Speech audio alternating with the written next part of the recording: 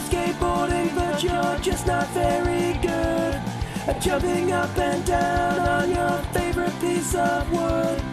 Crap-skateboarding, crap-skateboarding podcast. Hello and welcome to this Crap Skateboarding podcast, a weekly dive into skateboarding for the average skater, hosted by me, James. And me, Jack. In this podcast, two distinctly average skaters will try to cover pretty much everything you might want to know about skating, from total beginners to midlife crisis shredders. Now, there's a couple of things I want to say just before we carry on, and that's that we started this podcast a few weeks ago specifically for sort of the average skateboarder. And we started it off as a lockdown experiment just to keep ourselves entertained. But since then, mostly down to Jack, who's been really good sort of contacting people, and a lot of skaters getting in touch with us. We've spoken to an enormous sort of range of people from the skateboarding world, people that we would never have met otherwise, and a lot of incredible people and very talented people have come to chat to us. And we have another person who is also far more talented that's come to chat to us today. And I just want to say thank you to everyone who has not only listened, but everyone who's got hold of us to join in with this, because there are so many facets of the skateboarding world that we would never have experienced without you guys getting hold of us and chatting to us. So just a first thank you from me for that. Shit, how do I follow that? I echo everything James said, and now I'm going to go back on script because I've not prepared anything. Each week, we will be discussing a range of exciting topics regarding skateboarding in these uncertain times. And this week, Jack, our topic is... Drum roll, please. Procrastistate by Tony Wood. That was seamless. Well done. I will never Thank stop you. finding that funny, Jack. I'm sorry. The baby's not in bed yet, so I could give it some welly today. Tony, thank you so much for coming on board. Oh, thank you for having me. I mean, straight off the bat, I feel out of place because you're for distinctly average skaters, and I can only dream of reaching the heights of average. You're in good company here, my friend. So, Tony Wood is the author of a book called Procrastiskate, and which is a collection of poetic writing which promises to ignite the common emotions of many a middle-aged skateboarding human. And we're incredibly lucky to be joined today by the author, poet, and middle-aged skateboarder, Tony Wood, the author of the book. Good to have you here, Tony. Oh, it's an absolute pleasure to be here. Thank you. And it's a pleasure to be middle-aged as well, finally. I feel like, Tony, you are reading your book and got chatting to you and going through the poems here. You are our future. Obviously, we're a little bit younger and we are heading Oh, God, I'm sorry. And it's a nice insight kind of in what we've got looking forward to in the coming years. And it made me smile so many times. I just sat Oh, brilliant. to have a quick read. I thought I'd have a very quick read, and no lie, I sat down to sort of read the first one, planning on doing a few other bits and bobs beforehand. And then 45, 50 minutes later, got up again. It's Oh, engrossing, and I laughed and I smiled, and it is incredibly relatable. That's the first thing I want to point out. It's very, very relatable. Oh, so relatable. I think if there was ever a thing that really encapsulates what this podcast is about to James and I think your book is a perfect fit. It really sums it up beautifully. Tony, could you tell us a bit about the book? Okay. Well, I'll give you a bit of history that led to the book, I suppose. I've been a member of a couple of skateboard groups. I mean, we'll jump back and forwards in time, I guess, a little bit. But basically, about just over 6, maybe 7 years ago, I ended up joining SC UK, which I'm no longer a part of. Then I started another skate group as well, called Family of UK Skateboarders. In those Facebook groups, I've always written poetry, and in those skateboard groups, I went out on a limb and thought I'll stick a couple of skateboard poems up, thinking that it would just get laughed out of the park, really, or laughed off the page. And people seemed to like them, so I kept writing them. a friend of mine, Carl, who is the guy that owns Stour Valley Publishing, who published the book, he was getting on at me to say, look, I've got a publishing company and you're quite a talented writer. And I didn't really believe him. I thought he was just being nice. And he nagged me into collecting them together, and now the book exists. That's the very short version of it. And there's a second book coming out in June as well, and then a third, hopefully by the end of the year. No, that's brilliant. So, Tony, I think as well, I'm going off page completely, but you've had some news today, really exciting news. Tell us about that. Yeah, so I had today, a couple of years ago, I had the pleasure of meeting Nick Zorlak, a friend of mine, private backyard mini ramp after a little skate jam that we got together. And I've adored Death skateboards pretty much since they started. I just love them. I got chatting to Nick, and then fast forward a couple of years. I'm not claiming to be friends with Nick Zorlak at all. I've met him literally twice, and I just mentioned to him on Facebook Messenger that I had this book and would definitely be interested in stocking it. He said yes, and then today it went live on their site, and I nearly passed out with joy. Honestly, if nobody ever buys another copy for the rest of my life, I don't care, because it's been on Death's site. When you go onto the Death website, it's the first thing you see at the moment, which is just spectacular. That's amazing. Yeah. I mean, it's the equivalent. Well, it's like the equivalent of 14-year-old me getting sponsored by Stacey Peralta. It's just mind blowing. I was trying to explain this to my other half earlier, because I was saying, but in the world of British skateboarding, it's death, right? Like death and heroin. Huge. In terms of British skateboarding, it doesn't get bigger. Yeah. Brilliant news. Well, congratulations, mate. So, Tony, just going back to your book, how long has it been out now? When did you publish it? It came out, I think it was May 1st last year, I think. Yeah. I think definitely May. I think it was 1st of May. Yeah, it's just about a year old. Yeah. Well, I mean, initially it was. I thought I'd sell maybe a couple of hundred push to friends and family and guys that were loyal to me in skateboard groups. Unbeknownst to me, Carl, the publisher, ordered 1,000. And I said to him, "You're insane. It's not going to sell 1,000." And he said, "It will take a while, but it will." And then the pandemic happened. And it sort of stopped us doing a book launch, and I was going to go to a few shops and try and do some signings and stuff, and that never happened. But I think I think we've topped over 500 sales so far, which is pretty good. Wow. For a skateboard poetry book. Yeah, it's and such a niche thing as well. That's amazing. Exactly that. It's like I've got a really good captive audience, and I know that if you're going to release a skateboard poetry book, you're definitely going to sell a few, because there's anybody that skateboards and likes poetry, if they know about the book, will buy it, and especially because it was priced at, it's like a tenner posted, and it's a fantastic gift for someone. And it sounds like an advert now, but it really is. It's one of those things that if you're looking for a gift for somebody who skates and you know they like poetry, and you Google skateboard poetry book, there it is. There's not a lot of corner of the market. Yeah, I mean, the only way I could have called it more was to call it skateboard poetry book. We'll dive into it more later, but I think that the skateboarding, especially the sort of skateboarding as art side of skateboarding, there's a huge Venn diagram crossover there, I reckon, and just in terms of creative endeavors and skateboarders, I think. I think this would appeal to a lot of people who might not even know it exists yet, but it really is a wonderful thing. Awesome, thank you.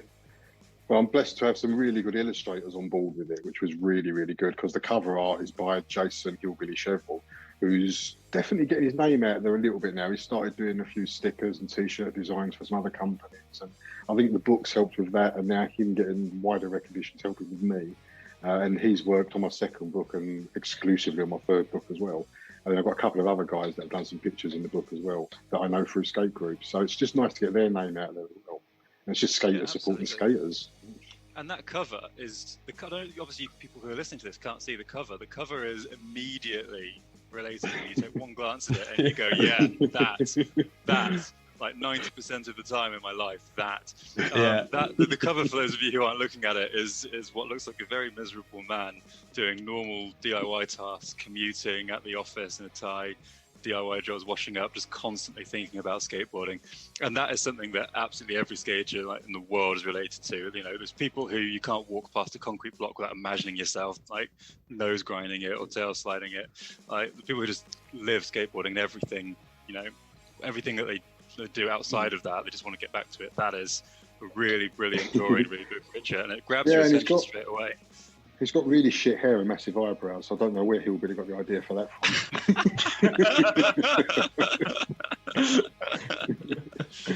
from.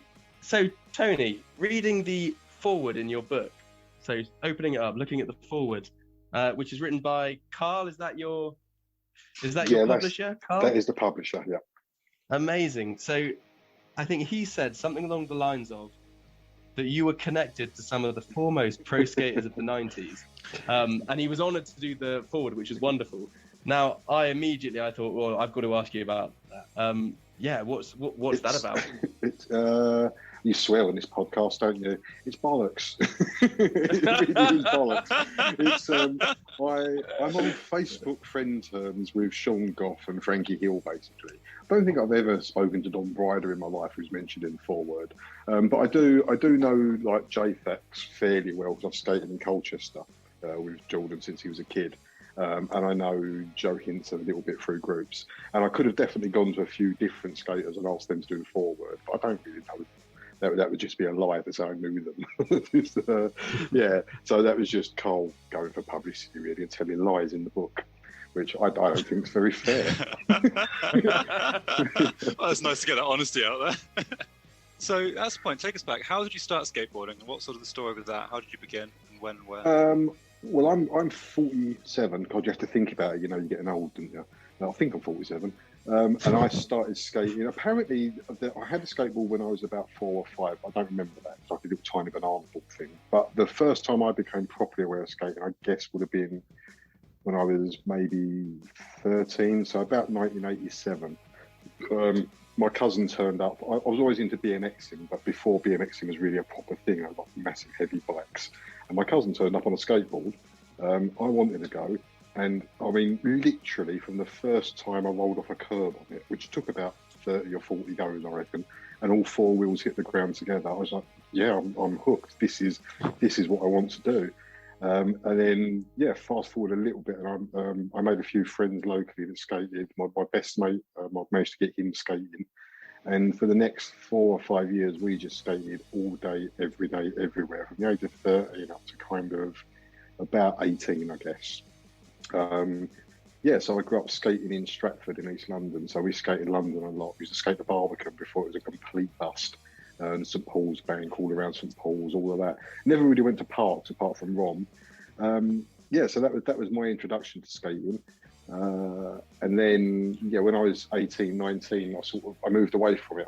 Everybody stopped skating. It died. I moved house when my parents moved out to Essex, and I couldn't drive at the time. So I lost contact with a lot of friends and ended up drinking with new friends. But it was always there. You know that when you're walking for a train station, because I'm a train driver, and when you're walking for a train station in the distance, you hear that ka-kunk, and you think, oh, that's the sound of an ollie. And then you turn around and it's just a guy putting a broom down. You think, oh, for fuck's sake.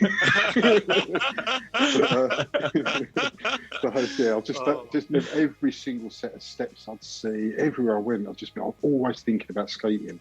And then I guess in 2000, I've had this conversation before with Matt. I think it was 2001 or 2 that Flip released Really Sorry. Yeah. And the DC video. What a film. Out.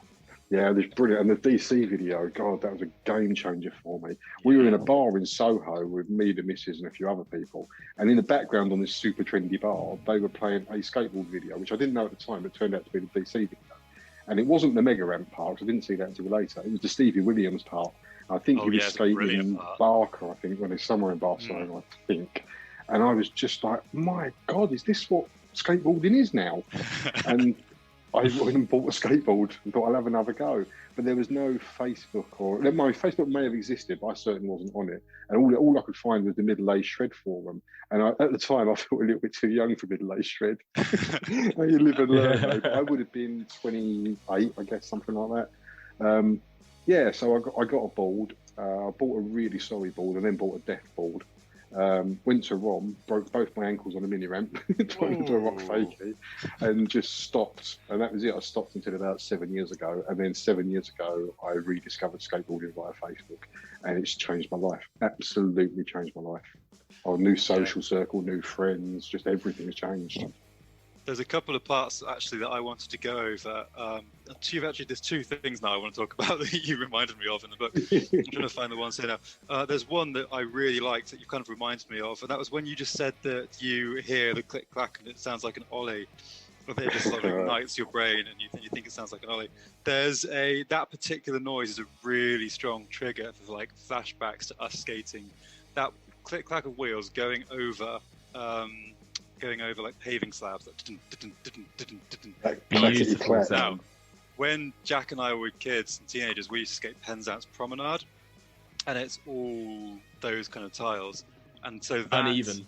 Yeah, and that click clack sends me right back to being 17 years old again. And like, if it's anything like somebody dragging luggage over a pedestrian crossing, makes that noise. And you've actually written about that precise noise in one of your poems. Even if you stop skateboarding, because I was very similar. I kind of went through a period of time where I was teacher training. I was really busy. I was doing athletics at the same time as well. So skateboarding went aside. And even when I wasn't skating at all, really, every time I heard a skateboard or wheels on concrete, bam, straight back. It's always there. Yeah, it's just ingrained, isn't it? Yeah, it's the way you see the world, isn't it? The way you never look at buildings the same way again. You never look at the street the same way again. It's in you. It's in you. Even tree roots. Look at tree. I mean, who looks at tree roots apart from skaters and thinks, oh, I could kickflip over that. I could do this over that. It's just a tree root. Now, the only other people who look at tree roots are dogs when they're pissing on them. Dogs and skaters. But I think we didn't have this, so I'm just assuming. But like, I think that's part of the beauty of skateboarding is that really these places, it's so accessible because anybody, you could live from the middle of the countryside where we did, like jumping down a step, or you could be in a really grotty like part of an inner city, in a place that people wouldn't really want to live a lot of the time. Yeah. But you can really see the beauty in the world around you because suddenly, like any places, if you've got the imagination for it and the will, the world's a wonderland, isn't it? Yeah. Really, when you skate. Yeah, I grew up in Stratford in East London, and they've slightly redeveloped it. But where the Theatre Royal is, there used to be a 4-set there, and it's still to this day the highest set I've ever volleyed down, I think. And it took me. There was 5 or 6 of us, and I think we probably spent 6 months or an entire summer into autumn. So I remember it was getting near Christmas, and I finally rolled away from it, just herring towards these steps. I wasn't even ollieing really. I was just sort of gliding down them, and it kept us entertained for like 6 months. Just a little shitty, horrible, grotty little 4-set of steps that we could only ever skate if we went with at least 3 or 4 of us because it was too scary otherwise. And that's all we needed was a skateboard and some crappy stairs. I love that. I've got a question for you. It's a bit of a change of tack here. So in looking at the poem, I think it's called Misguided Pride. James has already mentioned this one. So the same poem. An early one, isn't it? If that's what you enjoy. So the verse is. I mean, you could read it if you like, Tony. You could probably do it more justice than I would. If you want. I mean, I'll probably get it wrong because I haven't read this stuff for a long time. But okay, I'll give it a go. Scream at monster and curse Red Bull. Swear at the Olympics for being uncool. Tear down the palace and hate on Supreme. Destroy Mountain Dew and piss in their stream. Just don't do it, Nike. Fuck off, Reebok. Take your corporate bullshit and suck on my cock. Or, who really cares? Who gives a toss? Do what you want. Be your own boss.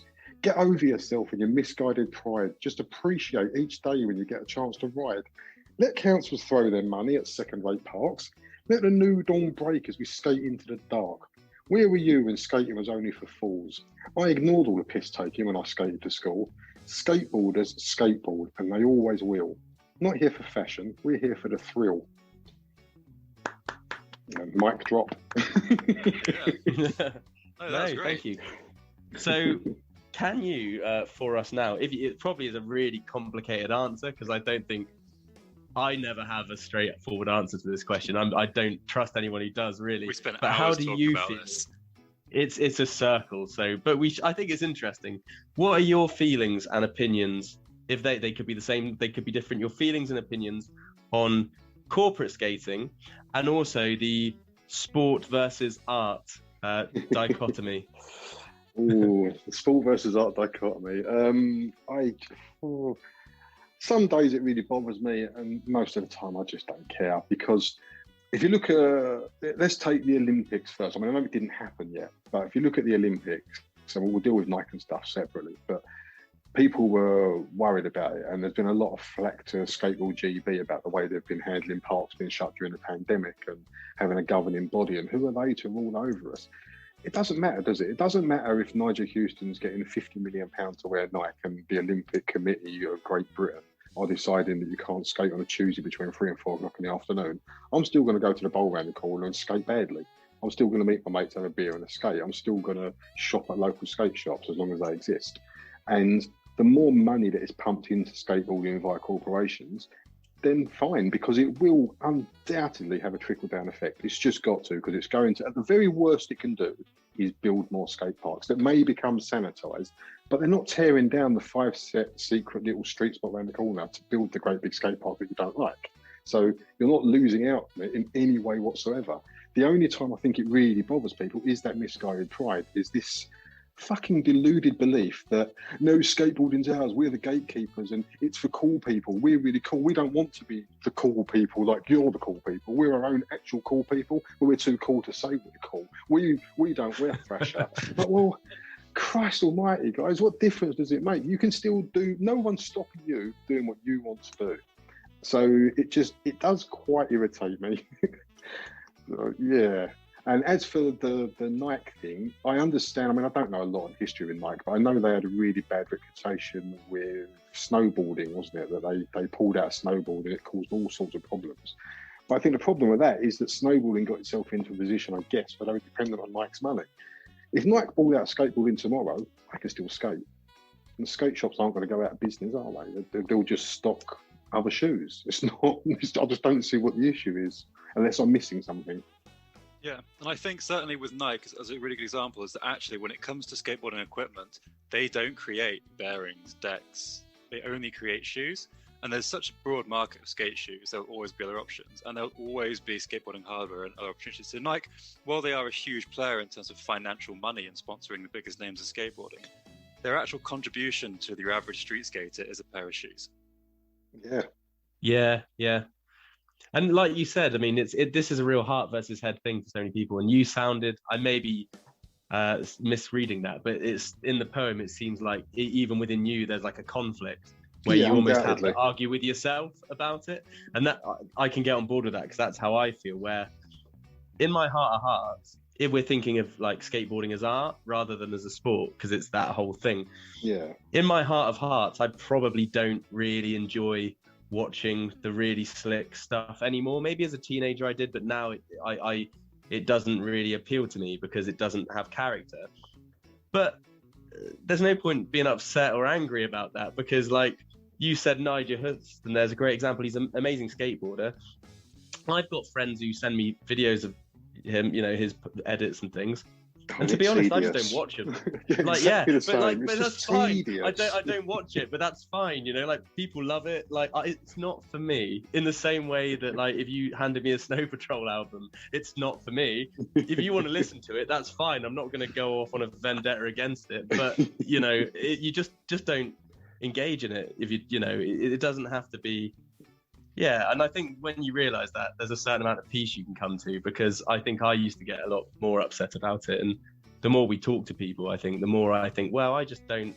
Skateboarding is something different for everyone, isn't it? And skateboarding to me, that's not what skateboarding is to me. Skateboarding is having fun with my friends on that stair set or in the garden on the ramp, you know, that with a drink maybe. Like that's what skateboarding is to me. And it's fine. Whatever people want to do.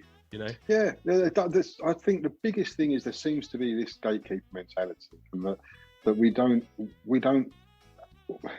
not going to lose out by massive corporations being involved. It's just not going to have a negative effect unless we allow it to. And by we, I don't mean as a collective skateboarding subculture. I mean we as literally individual people. If you want to get really pissed off that Red Bull are sponsoring people, then that's up to you and it's your fault. Just don't drink Red Bull and don't watch the videos, or do if you want to. You know, it's not. I thought we were supposed to be rebels. And the worst of it is that the gatekeepers that are banging on, the guys that are punks and rebels, and well, fine. So be punks and rebels. You don't have to keep banging on about it, because all you're really doing is getting in line. Yeah, we had this conversation last week where someone said, well, as long as you keep, you can get angry at Supreme or whatever it might be. Because again, it's not for me. But as long as you don't buy it, it doesn't matter. And if you do buy it, fine. But if you don't like it, don't engage They're with not making you buy it, are they? Yeah. Whoever it was the guy from Andre. He said, no, it wasn't. It was the video game. It was Tom who we spoke to about video games. And he said, as long as... Yeah, oh, thank you. Yeah, that was a real good fun, wasn't it? But he said, didn't he? He said that if you the only thing that would stop, they can exist together. The only thing that would stop like a heroin video from being made is if you stop buying heroin products or videos. Yeah. If it's not about one thing not existing, it's about if you want it to exist, then support it. Support this independence and support. As long as you support it, it's not going anywhere. No, exactly. That's no, thank you. I don't think we can go a single episode without having this exact discussion and without name dropping Nigel in particular. He's kind of like our podcast target. I hope he never. I mean, he never fucking would, but I hope he never is. So Tony, there's a point. I want to just point out another thing from your book actually, because there's a line that has really stuck with me, and is probably one of the most thought-provoking lines I've read recently. And it's "as a free man," which is accompanied actually by a really, really cool picture by Aaron Campbell, is it? Yeah, he's very good, Aaron, isn't he? And there's a line in particular that says, it says, "I won't stop skating just because I'm old, but I'll age rapidly if I do as I'm told." I think that is a brilliant line. And that goes... thank you. I think that goes really sort of nicely with another one later on in the book, Escape from Boredom. And you've got you've got sort of two characters here. You've got one guy who, so the beginning line from Escape from Boredom says, "Once upon a time there was a man with no story. He'd never have the guts to win any glory. Never left the path that led him home safe. Never had the balls to take a leap of faith. Never took a chance, never had a loss. Never broke a bone or scabbed his knees as a man, stuck to what he knew and stuck to the grand plan." Now, I think that describes a huge number of people who are living life in what I could say quite an unsatisfying way. Yeah. And there are a lot of people who kind of don't really have these passions, who don't really have these things that they love like we do with skateboarding. And linking that to "as a free man," I think that us as skaters, having this, what is really a youthful activity that does take a toll on your body, is actually keeping us from becoming one of those people who just looks at other people and wishes they'd done that. I think it gives us something to look back on and go, yeah, I've achieved this, I've done this, I've loved it, I've got something that I really love, and that's keeping me feeling young and keeping me feeling relevant. And I think that particular line about growing old is something that a lot of people can really sort of take in, that actually you don't need to let yourself sort of fall into decrepitude just because things get a bit creaky when you go out on your skateboard. Yeah, I think it definitely resonates with a lot of the older guys and a lot of the Facebook skate groups that were primarily, it seemed like, collecting groups that have evolved over the years as more people have got back on the board and actually started skating. I thought I literally just wanted to drop in again, just drop in one last time and see what it felt like. And it turns out that I wanted more than that. I wanted to skate all the time. And I think that like you say, the not falling into decrepitude, which I should make a note of because I'm going to use that in a poem. To sort of steal that blatantly. But yeah, I think skating gives you such a good opportunity for that. And it's such a test as opposed to, I mean, I've never played, but I assume golf you can play at a reasonable standard, even if you're probably not very healthy at all. Whereas skating, you've got to be willing to get hurt and willing to push yourself a little bit physically. It definitely resonates with the older skaters. I think that is really important, certainly as you get older, as a lot of people, certainly with our sort of first world lives, we go to the office, we sit down, we get in the car, we sit down, we come home, we sit down and watch TV.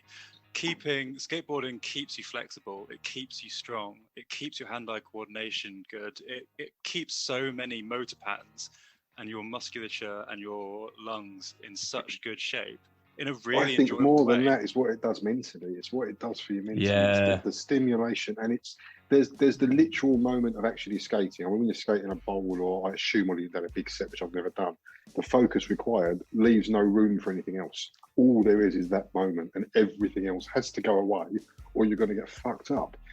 And then there's the other side, which is the social side of it, and the meeting new people and seeing different artwork, and the non-corporate side, the not Nike and Nigel bit, the bit where it's guys that used to be a tattoo artist or used to be an accountant. And I mean, I've met a guy that works for the railway. I've met a couple of guys that work on the railway that I didn't know skated, that now skate. And I was like, oh, so you skate? And they kept it a secret. It was like this little secret society. And it's what it's. Yeah, I'll tell you what. One of the biggest inspirations for me writing specifically about skateboarding, and putting it on Facebook, even outside the groups, was when people say to you, "Oh, I'm Jeff. I'm a window cleaner. What's your name? What do you do?" And you reply, "I'm Tony. I'm a train driver." And the idea that that's what I am. I'm a train driver. Is that why I exist? Is that everything that's about me is my job? I'm like, fuck no. The job. I love my job because it gives me everything else I want to do. Because we're in this awful society where we decided money actually matters a little bit, and you need to have to afford to do things. So you have to have a job. But people to be identified as their job, unless it's something you really, really wanted to do, I just think it's terribly sad. And I now think of myself as I'm Tony. I'm a skateboarder. I'm an owner of a dog and married to a lovely wife. And the job is so low on that list of different things that I am. And I think being a skateboarder keeps that fresh. It's such a strong identity, isn't it? And I think for a lot of people, it's really important to have a community and a passion that you identify with, and that you can identify with and proudly say, yes, I am a skateboarder. That's me. You know, that's my life. And in your case, you are a skateboarder and a very talented poet. Thank you. I don't know about very talented. I feel like I could lose my legs tomorrow, and even if I couldn't skate, I would still be a skateboarder. Like, it's 100%. So ingrained now into who I am. You know, it's just such a part. Speaking about identity, James, you've led me on something I wanted to ask Tony here, if it's all right. So skateboarding as an identity is such a big part of your identity. I really think it follows you, even in those moments, those years, Tony, when you said you weren't skating and you were seeing the DC film in the background of a pub. You were a skateboarder, you know, for that to pique your interest in the way it did. It's just in you. Now, skateboarding as an identity, does that change with age? Is there ever a conflict between the skateboarder and the other elements of your identity? Do they always coincide easily? I don't know. And bear in mind, you're talking to a bloke here that is very open, and you know, I've come out that I'm quite a strong Coldplay fan. So, you know, I'm not a grimy. Mate, I'm dude. so glad that I said Snow Patrol earlier instead of. It could have gone either way. Honestly, that a conversation killer. Sorry. I've never. I've always been and always will be a skateboarder. Always, yeah. But I don't think it's important to let the outside world constantly know that I'm a skateboarder. I don't need to wear that on my sleeve. I mean, I've literally got it tattooed on my arms, but that's not the point. But I don't think of myself as. I haven't always thought of myself as a skateboarder. I haven't, because I didn't skateboard, and there is that part of me still that thinks if you don't skateboard, you're not really a skateboarder, are you? Because oh, that's going to upset an awful lot of listeners. Can we do that out? What I mean by that is that if you're not skateboarding because you physically can't, that's very different from choosing not to skateboard because you'd sooner go and play football or do something else. That you might love skateboarding, but you're not a skateboarder unless you're immersed in it. So it's not necessarily actually skating, it's about being in the culture. And I wasn't skating, I wasn't immersed in the culture. But the deep imprinted tattoo on my jeans was that skateboarding is always there. I'd never not look at a skateboarder and think, oh, I wish I was still doing that. It always felt like home. Yeah, but that's beautiful. Yeah, there you go. I don't know if that answered your question or not. Sorry, Jack. No, I mean that's a lovely answer. That's the answer we'd all hope for, because you know, again, that makes me think, yeah, we're on the good path. I'll give myself a tick for that one. Well, yeah, no, do you know what it is? I've written down here, and it really plays into it. So you know, we've spoken to a lot of people about how to deal with self-consciousness when you're skateboarding. And I know that, well, this is it. But I think you've got to, maybe you've just always been better at this than a lot of people. But I think that was like a journey that I had to go on, and I still kind of go in and out of it sometimes. I think that, you know, when so James and I have been skating a long time, and what I probably do as a pattern in my life is I skateboard a lot for sort of 6-7 years. And then maybe I've had like a year every now and again where I haven't skated as much, never longer than that, but I never not skated in that year, but where it's kind of fallen away a bit more. And I think that for a while, you know, I think maybe when I moved to Bristol, so it's probably like 7 or 8 years. No, it was when I moved to London. So about 8 years ago, I moved to London for a year. And I hadn't really done a lot of skateboarding the year prior, and maybe I'd put on a little bit of weight at the time and things like that. And I was very self-conscious going back into a park with people in it. So I very intently went to places. Yeah, I really avoided people. I'd get up at 5 a.m. if I wanted to use the park so that I didn't see anyone. And I think the older I've got, like now I'm in that fuck it place where I just don't give a shit anymore, and it's a beautiful place to be in. But yeah, how do you think it gets harder with age or easier dealing with self-consciousness? Well, I think it gets harder in your head and easier in reality. What I mean by that is when I decided to get back into skateboarding this time around, not so much the first time, but so this would have been, like I say, about 7 years ago. And I live in Colchester. And the reason I got back into skating this time is that just around the corner where I'm now doing couch to 5K, and like halfway through it, I'm desperate to lose the belly a little bit. And the park around the corner where I'm now running, I used to walk my dog through that park, and tucked away in the corner of that park is a bowl called Boulder. It's not a great bowl, but no one ever goes there because it's in the middle of nowhere. It's like on the outskirts of Colchester. And I used to always think, I'd love to go back skating. I'd love to have a go. So I looked into what there was in Colchester, because it's a big concrete bowl, so there's no way that's a place I can go and learn. And Empire Skate Park was open at the time in Colchester. So I went and had a little look on Facebook and joined a couple of groups, and then I went to Empire Skate Park without a board, went in and had a little look around, and it was really quiet. And doing shift work meant I could go during the day. So on like a Tuesday or a Thursday afternoon, I think I've written about it in one of the posts, on a Tuesday or Thursday afternoon, I went to Empire with my board to try and have a skate. And unbeknownst to me, there was this 14-year-old kid skating who was just insanely good. I mean, just ridiculously good, doing tricks that I hadn't seen on videos. I mean, just incredible. I was like, oh, so this is how good kids are now. Right. Turns out that was Jordan Thackeray. Oh, right. Okay. Right. So now it makes total sense. But there was, I think Mark Munson was there, and a couple of other guys. I know Ben Ramers used to skate there quite a lot, but I never knew Ben. And it would have been that sort of era. And there's another guy, Vince Condon, who I know quite well now. And they literally stood out of the way and let me skate and offered help and helped me out the bottom of the ramp because I was a fat bastard. And we just could not be more welcoming and more stoked on me dropping in. I mean, I put a video on Instagram a little while ago of me landing the only kickflip I've ever landed. And that was about 6 years ago. And I was bigger, I was about 17 stone at the time. I landed a kickflip on someone else's deck. Still to this day, I haven't landed a kickflip on a board that I own, and it really pisses me off. But I was skating like a 9-inch pop at the time, and I used someone's, I don't know, like 7.2 or something ridiculous toothpick. And I landed this kickflip, and the place erupted like I'd just done a 900. It was insane. And there's like, I don't know, 10 and 11-year-old kids all over the place landing tray flips over hubbers and all sorts of crazy shit. And everybody was just so stoked to me do this kickflip. So what I'd say to anyone that feels self-conscious is don't lie to yourself and don't lie to the people at the park. Just turn up and talk to people and say, look, I'm shit scared. I feel really uncomfortable. Do you mind if I have a little go? Is it all right? And I would be amazed if they weren't welcomed with open arms. Yeah, absolutely. It is such a strong community, and it supports everyone with loads of different abilities. And generally speaking, the people who are landing, you know, insane stuff are doing it time and time again, especially if they're local people seeing it time and time again. That progression, you know, obviously they're very capable, very competent skateboarders, but a lot of the attention does go to people who are just learning, because every single skateboarder that's ever existed knows what it feels like to be that person and knows what it feels like to struggle drop in.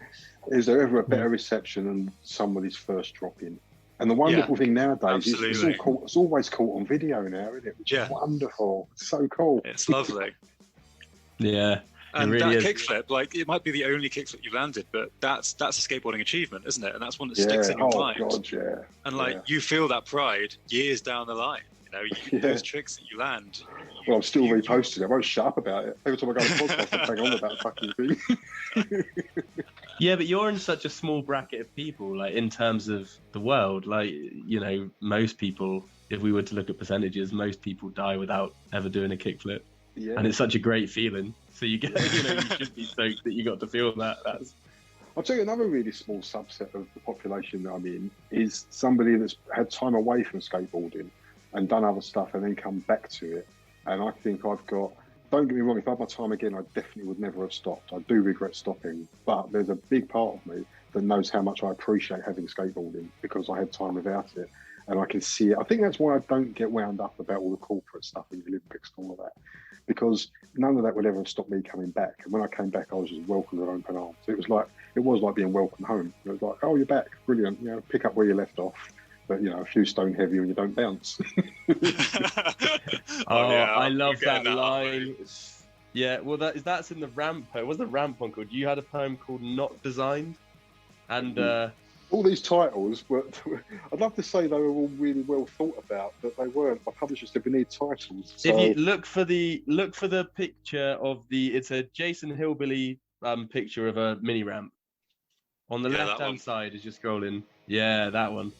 Which actually, the bottom one looks a lot like your ramp, Jack. It looks like the crap-skaters ramp, that bottom one, doesn't it?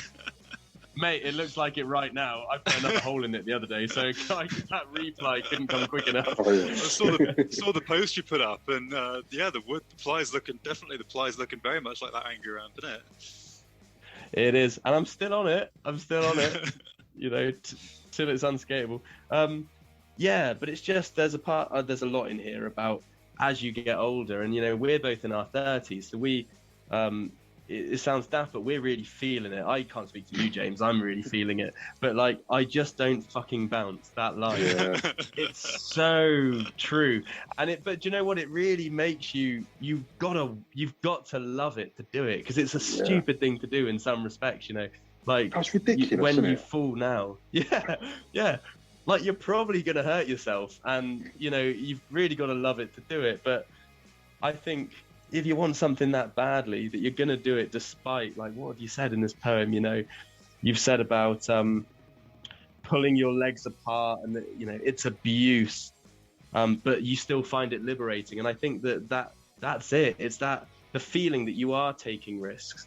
And actually the pain is kind of part of it. It's almost like a more positive self-harm in a horror. It sounds dark, but in a way that you can take that risk and be alive, I think there is one called self-harm in there. I'll tell you, I'll just read self-harm out because I haven't read it in ages. I've got escape into skating and let the world fade away. Living, not just waiting, work so I can play. Escaping from the hordes with just this toy at my feet. Ignore the news abroad, calm my heartbeat. This is my salvation. This is my balm. Pure recreation. A form of self-harm? Oh, nice and short, that one, isn't it? I'll have to read that one out again. I like that one. It's poignant. I like that. It is really good. I mean, it's these poems, all of them, Tony. They're so they conjure up such visceral imagery. You can feel a lot of it, and particularly the "This is my salvation" bit. When you're skateboarding, you don't have any time to worry about anything else. No. At all. You are concentrating on just that bit of wood that's underneath you, and it is liberating. Let the world fade away, living, not just waiting. You're not existing, you are living in that moment. Yeah. And you're alive, in that way that you're being alive should mean so much. And skateboarding, you feel it all. You feel the joy, but you feel the pain, and you feel the fear, and you feel that feeling when you overcome something. And even when last year, James, when we were skating and you helped me by waxing up my board and that ledge so I could board slide it, and I scraped my knee. I scraped all the skin off my knee, and my knee a year later, the skin is now it's blue. not the same colour, is it? you saying about Yeah, that one but or you two know what? But I episodes? say this with love though. Like I look at that and I don't regret it, because I look at that now and I think that's the day I landed that cool thing. Like that was really Yeah. awesome. You know, that's all I think about, and the good memory and the great day we had. Have you got any cool scars? Me, no, not from skateboarding, no. No, I've been pretty lucky. Oh, God, touch wood. I've been pretty lucky. I mean, I've broken both ankles and my elbow and a couple of fingers, but yeah, I've got off fairly lightly. The thing is, it catches you when you really don't expect it to. We were skating in one of our local parks. My favourite local park, apart from the main one in Colchester, there's one about 10 miles from here called Silver End. And it's a really good park. It's really mellow, but it's just a fantastic park, super smooth. And I can skate there. It's a concrete park, and I can skate it by my standards pretty well, and I'm pretty confident. And we turned up on a lovely Sunday morning in like the middle of June, and it was about 7 o'clock in the morning. It was just a perfect time to skate. I said hello to the guys, had a little fist bump, had a cup of tea, put my towel over, dropped in, and basically woke up on the flat. I'd managed to cut my finger, my wrist, my elbow, both my knees. I'd cut angles that made no sense at all. I was like, I must have turned inside out before I slammed. Like, what the fuck was that? And it was like a session-ending slam as well. And I wasn't pissed off about being hurt. I was just pissed off I couldn't skate. So I came home about 4 hours later, and Sonia was like, "What's the matter with you? You look really pissed off. Are you all right?" I was like, well, I'm in agony, but I don't care about that. I didn't get to skate because I couldn't stand up. It is. I don't know if you guys have this in normal life, but I have it at work. Every now and again, somebody will get hurt at work. They'll be on the railway, people will trip over a line or something, and they'll go down and they'll have like a month off. And I'm like, that's such a skater thing, but it's that, I'm such a cliche, and I'm not really a football fan, but it is that cliche of a footballer pretending to hurt, a skateboarder pretending they're fine. Yeah. And Yeah, it's just like absolutely. people fall over in normal outside real life, and they're fucked, aren't they? Skaters fall over, we just giggle. It's fine, it's all right. Yeah, We are And, we're you a know, bit broken sometimes- like that. Like, yeah, are- but sometimes back. we should care more too. Like Probably, yeah. I know that I've got now 2 fucked up ankles, and they've been fucked up for a good year. Again, from A, not doing my ankle exercises like James told me to, but B, also because like I didn't let them heal as much as I should. And while I appreciate that I should have, it was just like you said, I couldn't deal with it. I couldn't deal with the fact that my friends were going skating and I couldn't. So I told myself, no, it's fine. And they could see I wasn't fine. They kept checking in on me, but I could not deal with it. And it's I hurt so 100%. It's like, I can't straighten that left arm because I broke my elbow. I snapped, I can't remember what it's called now, the radial head. Snapped that off because I landed with my arms out straight. Oh. And I couldn't be bothered to do the proper. I went to like 3 physiotherapy sessions. I was like, oh, that would do. It works enough to wank. That would do. It's fine. As long as you get your priorities, as long as you still do your That's priorities, it. you're fine. Yeah, that's it. Yeah. Do the things you love, yeah. I went to a sports MRI recently. So they were, I say recently, it's about 7 years ago now. Feels like 2 years ago, but that's what happens. And I went to this MRI thing, and they were training junior doctors how to use ultrasounds. And I was going to get paid a £5 to have somebody scan my ankles as a student. So I went, yeah, sure, I'll get paid a £5 to have somebody scan my ankles. And this junior doctor was scanning my ankles with the ultrasound machine. And you can see the senior doctor looking really confused, kind of going, okay, so that's meant to be this, and that's meant to be that. He turns to this junior doctor and goes, "I'm sorry, we couldn't get you a normal pair of ankles to look at." just a massive scar tissue and fluid. When I was skating, when I very first came back this time round, I was skating Boulder Bowl around the corner, the concrete one, and I'd only dropped in on the wooden minis at Empire a couple of times. And I was skating, this is how long ago it was, I was skating a death deck, but it had great big, proper old PAL T-bones. It had T-bones, so like 66mm wheels. And I was skating around it, I was fine. Dropped in, hit a pebble, which is what inspired Pebble in this one. And I remember waking up, laying on the bottom of the bowl, thinking, oh, my head hurts. And I knew I banged my head. And I climbed up, I had to go to work about 2 hours later. I climbed up the top of the bowl, had a glass of water and a fag. For that, I was nice and recovered. And I carried on skating for a little bit. And my arm was hurting a bit. Went to work and I drove a train from Colchester to Clacton, which is about 25 miles-ish. When I got to Clacton, I was like, my arm really hurts. Drove it back to London, which is an hour and a half. And when I got to London, I was like, well, I'm going to have to go to find a boots, popped a load of pills, and I couldn't straighten my arm. It was stuck bent. So I phoned up my control and said, look, I can take this train back to Colchester because I've got a guard that far. I said, but I can't really go any further after that. I think I might have to go to hospital. I think I've broken my arm. And that was when I snapped the radio head. So I drove a train for about 3 hours with a broken arm. Wow. The fact that and everyone was fine. Everyone was fine, yeah.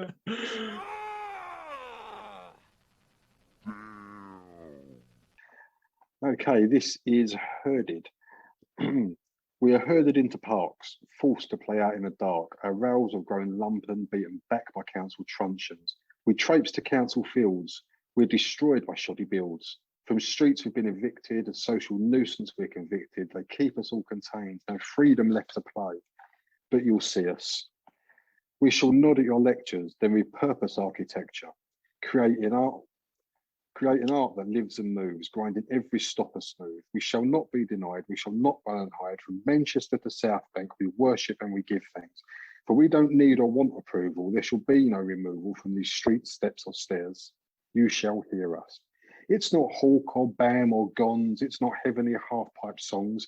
It's the sound of distant wheels, it's the nearing of our thrills. It's no jackass-style show, it's one more fucking go. It's bloodied shins and sweat. It's not a moment to regret, it's bombing towards old age. It's a refusal to be caged. You'll never know us. Yeah, well, I hope you can cobble together some sort of pastoral podcast out of this nonsense. Yeah, awesome. All right, well, cheers, guys. Look after yourself. Thank you. Hopefully we'll see you in the flesh one day. Cheers, dude. If you love skateboarding, but you're just not very good at jumping up and down on your favorite piece of wood.